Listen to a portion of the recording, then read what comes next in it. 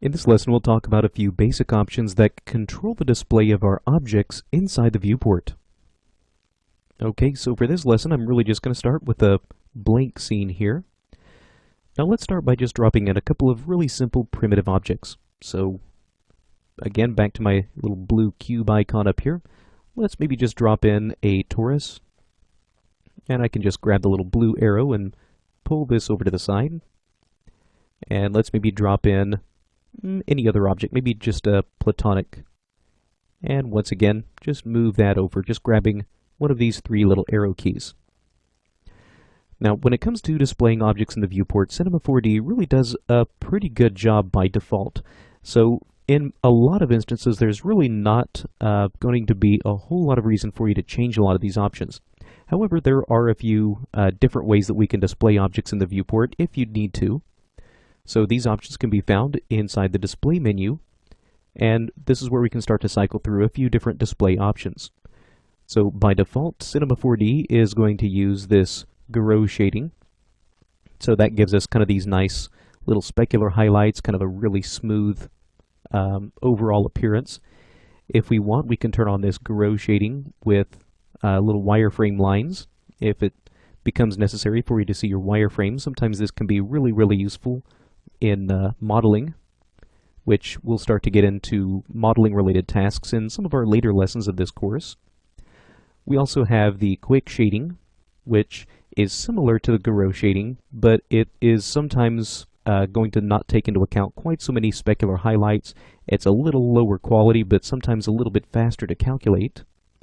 We can also turn on quick shading with lines.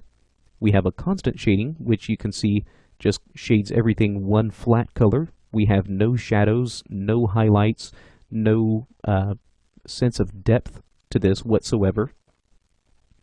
We do have constant shading with lines. So again, sometimes for modeling purposes, if you really just want to see your wireframe, this can sometimes be a useful way to work, just sometimes for checking geometry flow or things like that. We can also work with this basic hidden line option, which again, similar to constant shading, or we can turn on lines. And that will actually give us no shading whatsoever, and instead takes us to just sort of an empty wireframe cage. So again, several options that we can work with. For most situations, you'll probably find yourself leaving this set to the default Garrow shading. Now, next to the display menu, we do have a menu for some different display options. So this is where we can start to get into telling Cinema 4D which elements and what types of surfaces and what other tags will be displayed here inside the viewport. So we can turn on the ability to display things like noises for our texture, shadows if we have any lights with shadows enabled that have been added into our scene, any sort of layers, normals, if we have any textures that have been applied. Again, as we start to progress a little bit further through this training over the next several lessons, we'll start to explore these in a little bit more depth. But for now, just so you know where these are, in case you do want to explore these on your own, that is where you can start to find these. But again, for these earlier lessons, we're really not going to need to worry about these. Now, a couple things that I do want to show you, which can sometimes determine just how you interact within Cinema 4D. These can be found inside the Edit menu, all the way down. If we go into Preferences. Now, in the Preferences, this is where we can start to control many different aspects of Cinema 4D.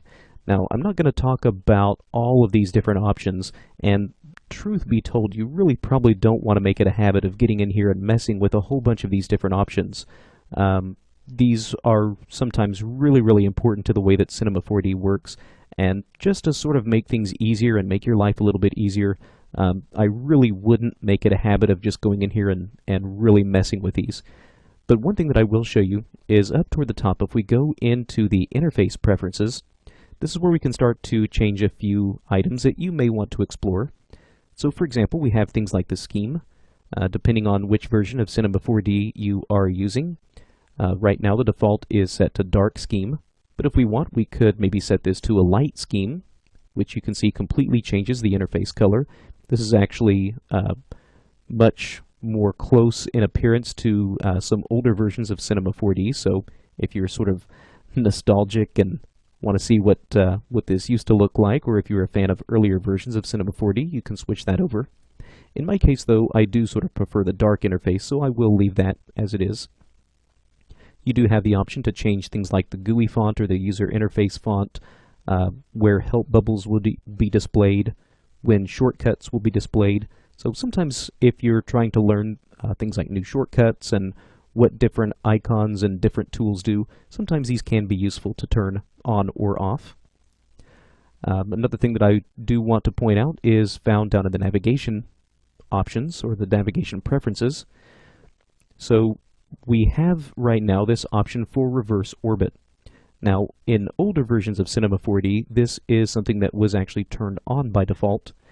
But what we have right now is if we move into the viewport, and if I hold Alt and left click and drag, what you'll see is as I Alt left click and drag and move my cursor to the left, in this case, you can see my camera is actually spinning and moving to the right. As I move my cursor over to the right, you can see my camera is actually moving around in space to the left and sort of orbiting around until we come around to the left side of my object. Now again, this is the new default preference inside of Cinema 4D, and this is actually the one that I prefer to work with, but if you choose, you could turn on this reverse orbit.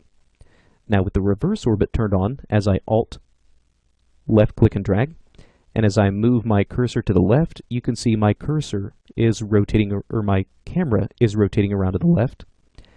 As I move my cursor to the right, my camera is orbiting in sort of this right direction.